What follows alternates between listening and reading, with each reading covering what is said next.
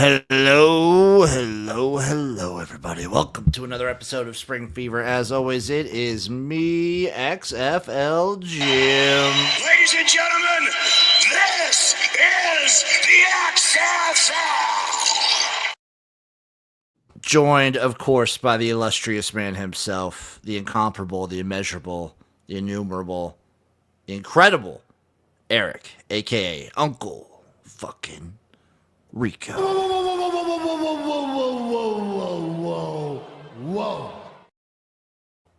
Whoa, my man. What is up?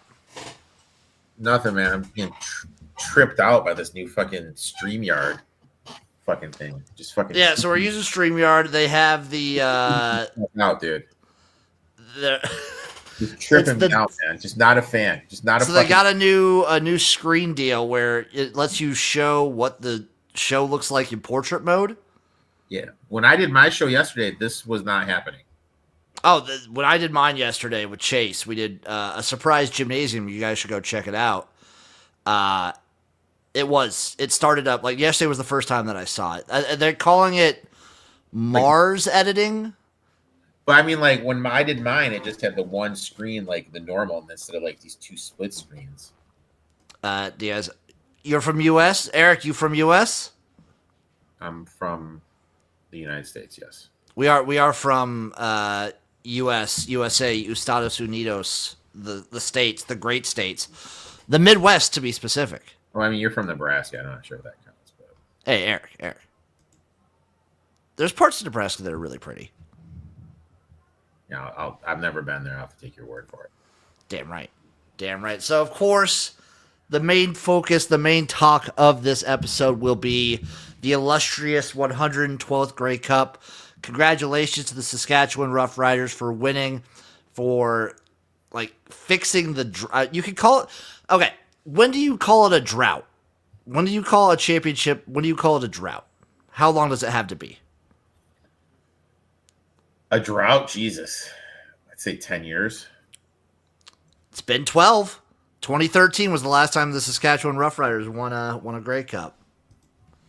Congrats to Diaz in the chat, dude. Champ.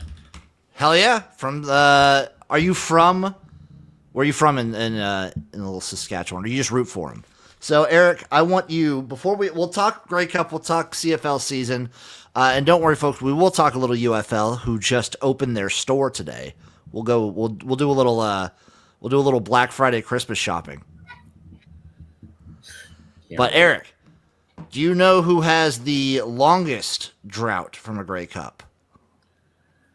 Longest drought. The Red Blacks. No, they won one in 2016.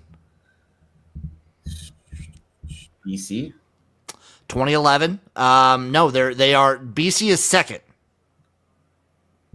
There's one team that is not won a Grey Cup. Edmonton. No, Edmonton was 2015. Like, people forget, like, before, like, 2018, before, like, COVID, the Elks, back then the Eskimos, were one of the best teams. It's not Hamilton. It is the Hamilton Tiger Cats.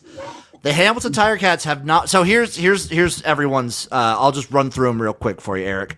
So the Saskatchewan Roughriders, now 2024. Before that, it was 2013. The Toronto Argonauts won last year, 2024. Montreal Alouettes won 2023. The Argonauts also won 2022. The Bombers won 2021. And then after that, it is the Calgary Stampeders in 2018, the Ottawa Redblacks in 2016, the Edmonton Elks in 2015, the BC Lions in 2011, and the Hamilton Tiger Cats in 1999. Okay. It's been almost they're almost at the 30-year mark. They're at the 26-year mark. Right, really? 99 was the last time they won a championship. Wow. Were you even born in 99? Yes, Eric, I was 5 years old. Jesus, you're so fucking young, dude. 99 for a 9-team league. That is awful, dude. It is absolutely awful. Have they ever made it to the fucking finals? Oh, 2021. It was in Hamilton, and they were so close to winning. That was brutal. I felt so bad for Ticats fans then. Diaz, Trevor Harris is staying on the Riders. Hey, shout out Trevor Harris, the Grey Cup MVP, the man, the myth, the legend. He's 39, so I hope he sticks around. I hope he's got a couple more years in him. It's always hard to tell when you get to that age. And you finally win. Yeah, does he want to go on top? I think obviously. So knowing a guy like Trevor Harris, he's gonna be one of those guys that plays until he can't. So I think he sticks around maybe a year or two more. Saskatchewan has the opportunity to have guys behind him. You want to see a little bit. You want to maybe get some backups, get some young blood in there. It's nice that they got old Tommy touchdowns there, Tommy Stevens. Tommy Stevens is my favorite short yardage quarterback in the CFL. It's not Shea. I shouldn't be the league, Patterson. Number 2. Speaking of which, though, you remember what I said on Spring Fever last week, Eric? Maybe sprinkle a little bit on Shea Patterson first touchdown. Got the first touchdown. What about sprinkling a little bit on him fumbling at the goal line? To actually him fumbling the game away and losing Montreal when they had all the momentum. Did you do any on that, dude? I did not. That was brutal for us Shea Patterson believers. That hurt. All that goes to prove is that Shea was really an inside job from Saskatchewan, because if you guys remember, he was with the Rough Riders for like the last 3-4 years. I think I'll approve he shouldn't be in the league, but tomato. I don't understand. He's been like a pretty good he was a good backup last year. Tomato. I don't know. Davis Alexander, he gutted it out. It was gritty. He was playing hurt. You could tell he was hurt. Yeah. Especially like that plant leg for the quarterback. He was hurting, but he's a gutsy dude. He's a gamer, and I love him for it. If you just look at the stats, Eric, like if you just go back and look at the stats, this was one of the more even games. And I feel like the game itself kind of proved that, where it was even at the start, Saskatchewan starts to pull away, and then at the very end, Montreal's like, no, we're not dead yet. And then it felt like they had all the momentum in the world. And then Shea Patterson fumbles, and it tanks it. Because they don't have the juice to drive down the field quickly. And I mean, Shane Patterson cost him the game, dude. I mean, that's all I gotta say, man. That's all I gotta say, dude. Pato cost him the game. What'd you think of the Grey Cup, though? But I mean, when you sit back and you look at Harris, I mean, 23 for 27, 302. I mean, dude. Samuel Amiles, $108. AJ ran for 83. Stevens got did Stevens have like a 2-yard TD run or something? Dude, Stevens like fourth down when they needed him. Third down when they needed him. Second down when they needed him. Touchdown city. He was all over. I mean, you look. You kind of feel for Alexander. What was he like? 13-0 going in. Hamstring injury, 3 INTs, but they still were in a position until, guess who? Shane Patterson fumbled the ball. I mean, it was a great finish. It was a wild finish. I had it on one of my screens while I was grinding out the Lions game, but it was good stuff. Props to you for streaming the game, dude. Dude, the Grey Cup always delivers. The Grey Cup is, I think, consistently, out of like every championship game, I said it last year too. And last year was honestly kind of a blowout. Mm-hmm. But usually, the Grey Cup is the most entertaining, like, championship level football. Like, championship game every season.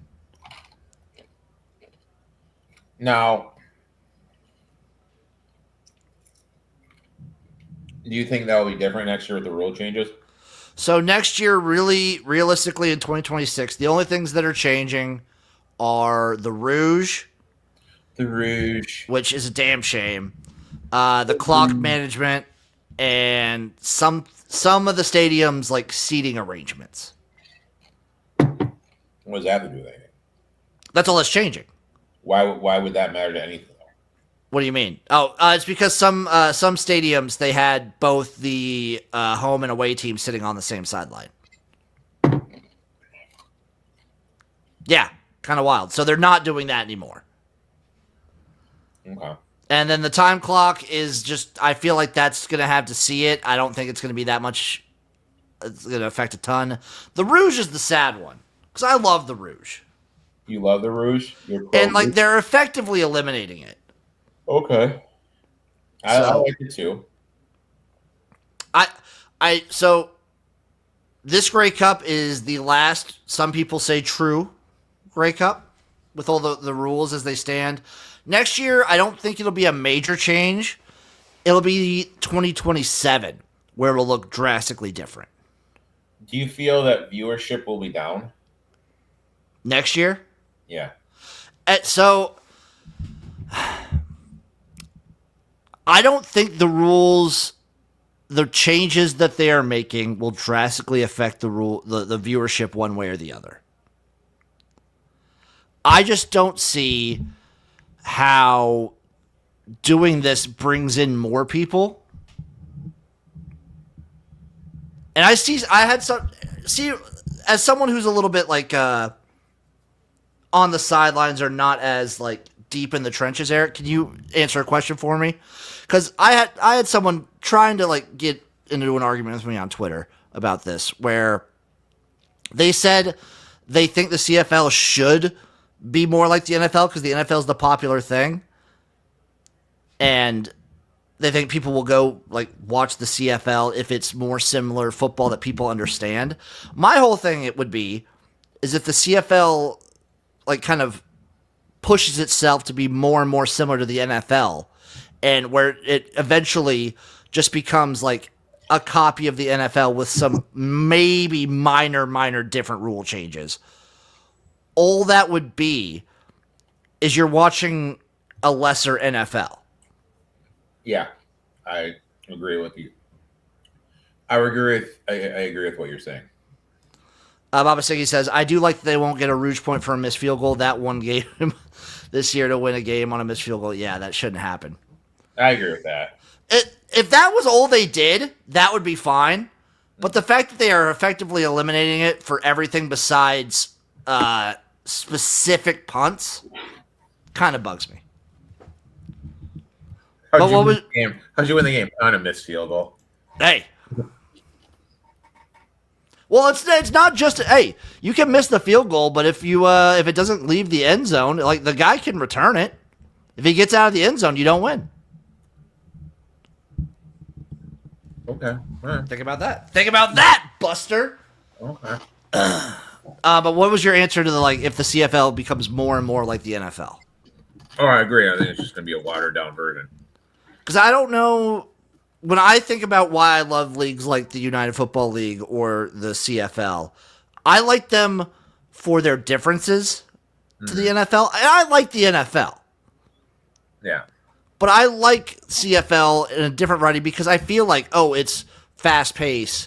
The quirky rules that are just like, this is what football was in the like 1800s and early 1900s. And the fact that they really haven't changed a ton of the rules since then, I like. I mean, I think with the CFL has to be different than the NFL. I think they're trying to make it, like you said, a little too much like it. And I think that's going to be a mistake in the long run. I agree. Maybe in the short term you get people invested, but I feel like if you're trying to like put yourself in the same category as the NFL, you're just going to be an NFL with worse talent. Mm-hmm. And do you even have a feeder system in the NFL? I never understand. The NFL will never go for a feeder system like that. Mm-hmm. Because they don't need to. Yeah. So if you're playing that angle, I think that's just very foolish. Now, let's celebrate the leaders, the statistical leaders of the season, Eric. I'm just going to list you off number one for every stat that they have on the CFL website. By the way, We're getting a new CFL website and stats and everything next season. Okay. They will be having a new website. Thank God. Okay, that's good. That's good. Number one in passing yards, Bo Levi Mitchell, 5,296 passing yards. Impressive. Interestingly enough, he also leads in passing touchdowns with 36. Impressive. Rushing yards, Calgary's Dedrick Mills, 1,409. Okay. AJ Ouellette, though, right there, 12-22. Right behind him. Rushing touchdowns. Now, rushing touchdowns is always funny because you get the short yardage quarterbacks. Because it's Dustin Crum. Jesus. In Ottawa, 11. But he's tied. It's a three-way tie. It's Dustin Crum, Dedrick Mills, James Butler. Okay. And then it's Nathan Rourke, Justin Rankin, Chris Strevler, AJ Ouellette. Okay. Receiving yards, Keon Hatcher. What a great season. BC. Kenny Lawler, too, for Hamilton. Don't. What a fucking season for Kenny Lawler. Speaking of which, receiving touchdowns, Kenny Lawler, 14. The next closest has 9. He was a baller. He was a baller all year. Was he a baller? Was he a shot caller? Baller. I don't care about receptions or targets. Eric, the CFL season is done. We are finished. Uh-huh. It was long. At some points, you could argue arduous. But the season is done. The Grey Cup capped off. What a fantastic season. I do have to say negative on the Grey Cup in my viewing experience. Uh-huh. So here in the States, we have to watch on CBS Sports Network, which they get their feed from TSN. I don't know how close you were paying attention, Eric. Did you see how many blackouts and cuts there were during this game? No. There were so many. It was like amateur hour on the broadcast. Only during the game. Commercials obviously fine. Halftime show was fine. Pregame show fine. Postgame show fine. Okay. Why was that though? Is that no idea? TSA or is that CBS Sports? Well, CBS Sports just uses TSN, and I was looking at the CFL subreddit, and they were having trouble. Okay. So it was TSN's broadcast. And there was, like, specific moments, like right before Shea Patterson fumbles, like maybe 10 seconds before he fumbles. Blackout. Is that a conspiracy? I just think TSN is, like, not very good at their job sometimes. Okay. But I feel like for your championship level game, and for a broadcast network that, like, prides itself on Canada and, like, the Canadian people and experiencing their game, I feel like that's kind of Bush League. And disrespectful, honestly. I can see where you're coming from. Any other parting takes on the CFL, Eric? No. I got nothing. All right. Moving on to the UFL, baby, because they opened up a shop today. The UFL store is live. What's the site here? I'll share my screen. We'll do a little screen sharing. We'll shop the official UFL. Right here. Looks the same to me, bud. It's the new one.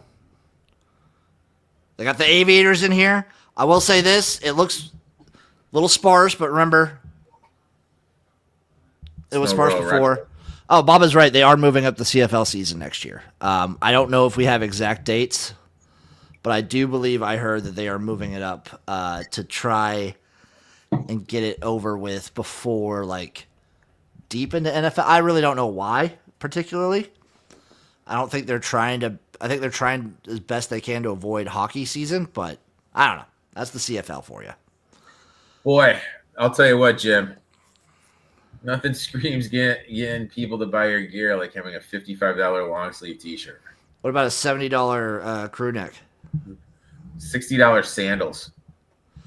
Yeah, Eric. This is exactly. They really didn't change the prices from last year. There's fucking Mikey Mike trying to make some money. But this is what they were last year too.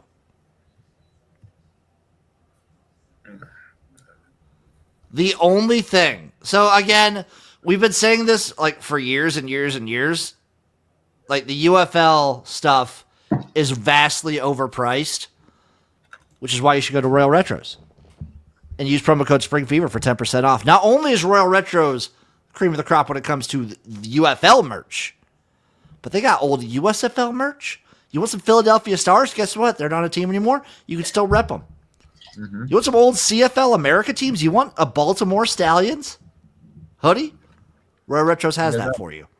Use promo code Spring Fever, all one word, all caps, for 10% off.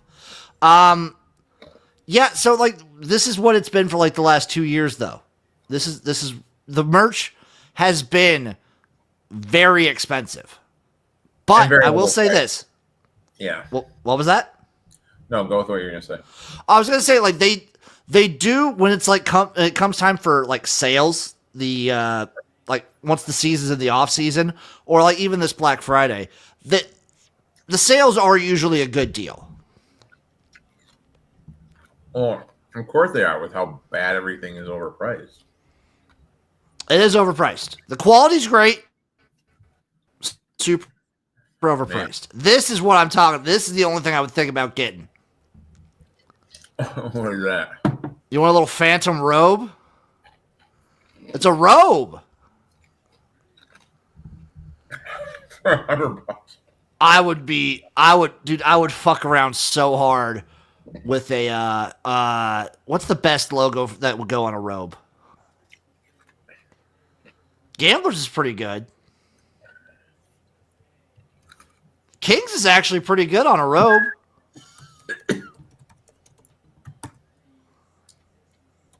How can you become a robe model?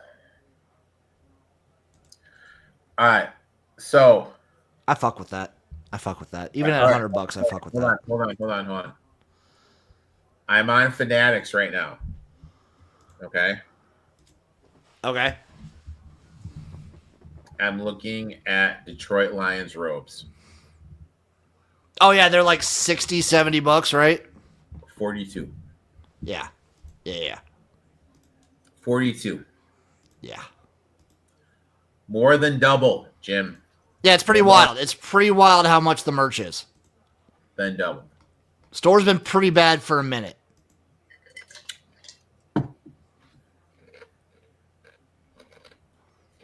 I don't know why they price things so high. I have no idea either. I'd be interested to see at the stadium how much shit is. Oh, like in person? I feel like so I talked with people that were in market, and like there are department stores that are in like Birmingham or St. Louis, wherever, that get like licensing rights for official merch. It is cheaper at stores. Cheaper at stores. Yeah, they said like it was cheaper like in local stores and whatnot. Really? Yeah. So I don't know. I would just go to Royal Retros. I would too. Actually, let me go there right now.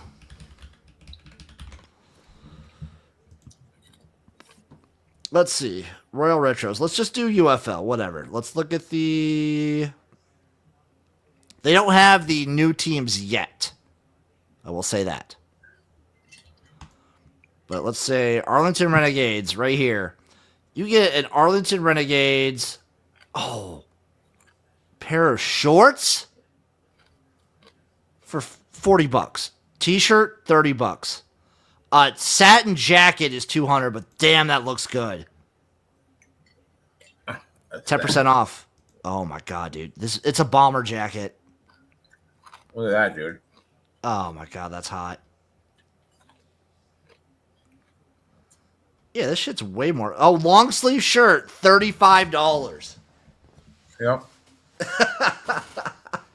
It's embarrassing, man. They've been that way for a while. That's the UFL for you. Their store's always been bad. It is embarrassing, Jim. I don't feel like it's any more embarrassing than it has been. I don't know why it's always been so expensive. I don't know why they insist on doing it. The prices are crazy. The quality is up there. Like, I will say the quality is fantastic. I've gotten a couple things. Price is crazy. Absolutely crazy.